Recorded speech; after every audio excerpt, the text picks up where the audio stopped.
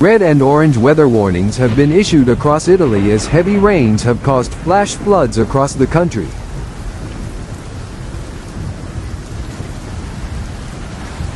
The Emilia-Romagna region has been hit hardest.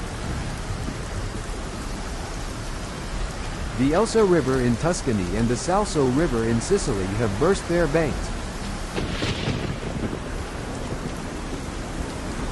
with residents of both regions advised to avoid unneeded travel. The alert level is not expected to be lowered until Tuesday.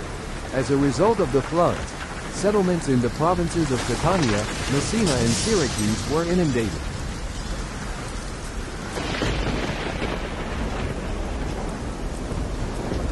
There are reports of numerous cars washed away by the floodwaters, flooded residential and municipal buildings, and destroyed roads. Educational institutions were closed. Air traffic was interrupted. And changes in the railway schedule were also reported. At the moment, emergency rescue operations are underway in the country.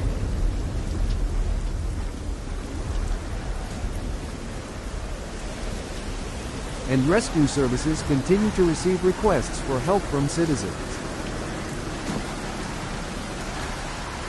Rescue helicopters are involved.